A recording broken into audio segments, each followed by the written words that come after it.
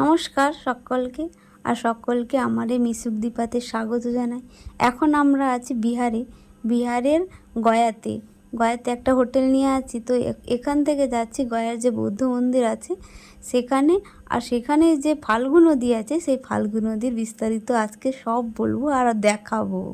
তো এখান থেকে হোটেল থেকে আমরা টোটো নিয়ে নিয়েছি, কারণ এখানে টোটোটাই চলে, আর কোনো গাড়ি তেমন পাওয়া যায় না, টোটোটাই বেশি পাওয়া যায়। তো আমরা তো আছি অনেকজন, যেহেতু বাসে করে এসেছি সবাই, 4 থেকে 5 জন মিলে এক একটা টোটো নিয়ে নিয়েছি। আর এখান থেকে যাচ্ছি যে এখন বাজে প্রায় 3টে, 3:30 মতো।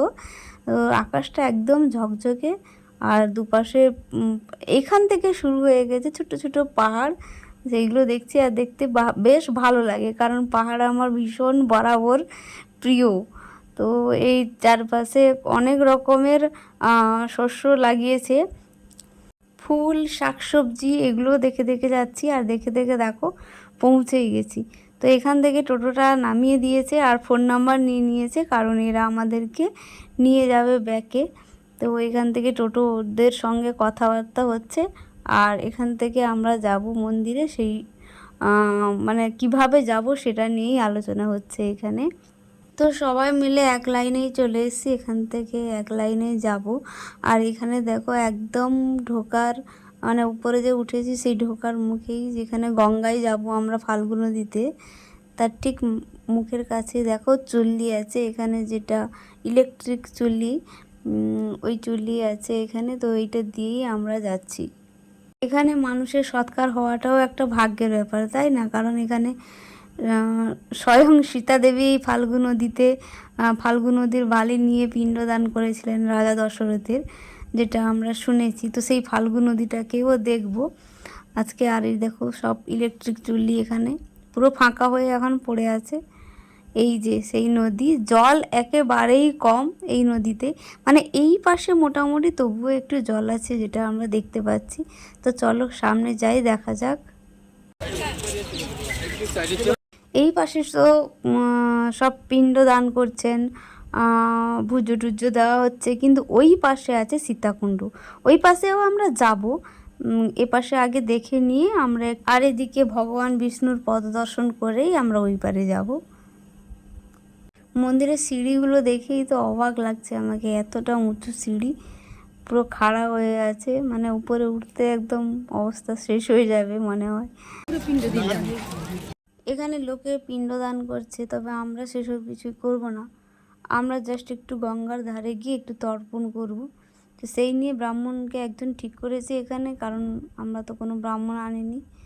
আর সবাই মিলে যাচ্ছি নদীর পাড়ে, ওইখানে সবাই একসঙ্গে জড়ো হয়ে তর্পণ করা শুরু হবে।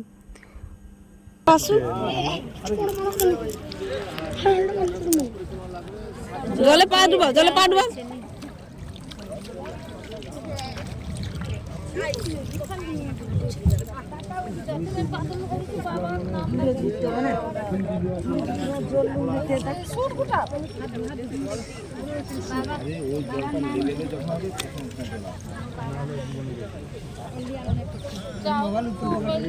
মাথায় একটু জল দিয়ে প্রণাম করো। আর না বেশি না আসো আলেস।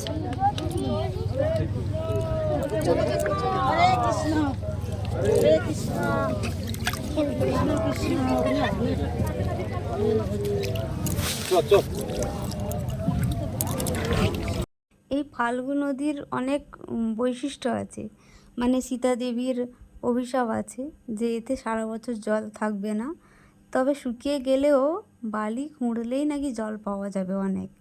কারণ আমরা এপাশে তো দেখছি জল আছে, তবে ওই পাশে যে সীতাকুণ্ড আছে সেই সীতাকুণ্ডর পাশে একেবারেই জল নেই। আর সে পাশে যখন যাব আমি দেখাবো। তো অভিশাপটা কী ছিল, কেন ছিল, সেটাও বলবো, তবে সেটা সীতাকুণ্ডতে গেলেই বলবো। কারণ 5 জন যে সাক্ষী ছিলেন, সীতা যখন দশরথের পিণ্ডদান করেছিলেন, তো সেই 5 জনের সম্বন্ধে বলবো। আর কারা কারা সাক্ষী ছিলেন এবং কারা কারা আশীর্বাদ পেয়েছিলেন আর কারা কারা অভিশাপ পেয়েছিলেন। তো এখন যাচ্ছি আমরা গিয়ে ওই ভগবান বিষ্ণুর পদদর্শনেই আমরা যাচ্ছি এখন। এটা এখান থেকে কিছুটা হাঁটতে হবে উপরের দিকে, তো আমরা সেই উপরের দিকেই যাচ্ছি। আছে কেন মানে নেই দিনের বেলায়, তবুও এই গলিটা প্রচুর অন্ধকার ছিল, এই গলি দিয়েই যাচ্ছি। আর উপরে উঠে দেখে একদম আলো ঝলমল করছে, আর এখানে বিয়েও হচ্ছে সেটাও আমরা দেখলাম। কিন্তু একটাই মন খারাপ, মন দুঃখ, এখান থেকে আর ফোন নেওয়া যাবে না, ফোনটা এখানেই লকারে রেখে যেতে হবে। তো ভেতরে কোনো ছবি কোনো ভিডিও কিছুই আমি করতে পারবো না, তুলতে পারবো না। আর এই দেখো বর বউ যাচ্ছে।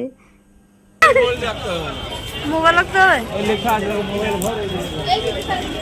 চলো ফোনটা যখন রাখতেই হবে আর কিছুই শেয়ার করতে পারবো না এখান থেকে। দেখা হবে নেক্সট ভিডিওতে সীতাকুণ্ডতে। আর ততক্ষণ টাটা, সবাই ভালো থেকো।